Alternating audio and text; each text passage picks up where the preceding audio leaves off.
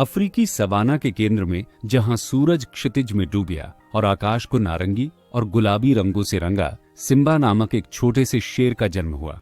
उनके पिता Mufasa, pride lands के शक्तिशाली राजा, ने गर्मजोशी से गर्जना करते हुए सिम्बा का स्वागत किया।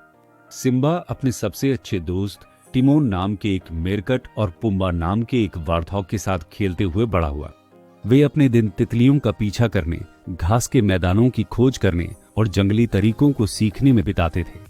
लेकिन सिम्बा का जीवन अपनी चुनौतियों के बिना नहीं था। एक दुर्भाग्यपूर्ण दिन मुफासा के भाई स्कार, एक चुपके और चालाक शेर, ने प्राइड लैंड्स पर कब्जा करने की साजिश रची।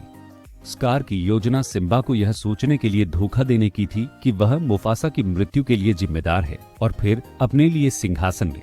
सिम्बा, जो अभी भी एक युवा शेर था, का दिल टूट गया था और वह उलझन में था। वह अपने परिवार और दोस्तों को छोड़कर प्राइड लैंड से भाग गया। टिमोन और पुम्बा, जो एक भाई की तरह सिम्बा से प्यार करने लगे थे, ने उनकी यात्रा में उनके साथ शामिल होने का फैसला किया। साथ में तीनों गर्व भूमि की चिंताओं से मुक्त एक लापरवाह जीवन जीते हुए सवाना में घूमते थे।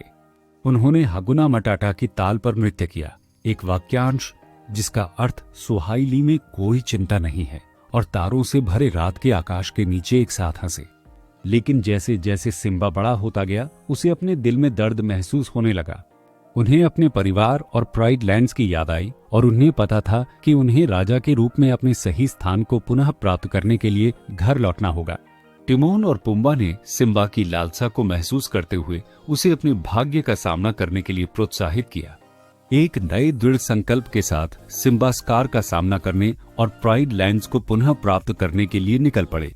रास्ते में वह रफीकी नाम के एक बुद्धिमान पुराने मैंड्रिल से मिले, जिन्होंने उन्हें अपने पूर्वजों के तरीके सिखाए और उनकी असली पहचान को समझने में मदद की। जैसे ही सिम्बा प्राइड लैंड्स के पास पहुंचा, उसे एक चौंकाने वाले दृश्य का सामना करना पड़ा। स्कार के शासन ने देश में विनाश और अराजकता ला दी थी। एक समय में फलने फूलने वाला सवाना अब सूखा और बंजर था और जानवर पीड़ित थे। सिम्बा अपने दोस्तों और रफीकी की मदद से जानवरों को इकट्ठा करता है और स्कार के साथ अंतिम प्रदर्शन के लिए तैयार होता है। लड़ाई भयंकर थी, लेकिन अंत में सिम्बा की बहादुरी और दृढ़ संकल्प की जीत हुई। स्कार पराजित हो गया और सिम्बा प्राइड लैंड्स का नया राजा बन गया। जैसे ही सूरज सवाना के ऊपर से निकला, सिम्बा गर्व से चट्टान पर खड़ा होकर अपने राज्य को देख रहा था।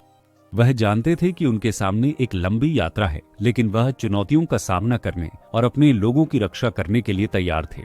टिमोन और पुम्बा के साथ सिम्बा ने दया, ज्ञान और साहस के साथ प्राइड लैंड्स पर शासन किया और देश एक बार फिर से फला फूला।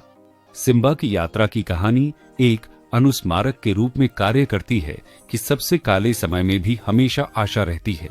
साहस, दृढ़ संकल्प और दोस्तों के समर्थन से हम किसी भी बाधा को पार कर सकते हैं और अपने सपनों को प्राप्त कर सकते हैं।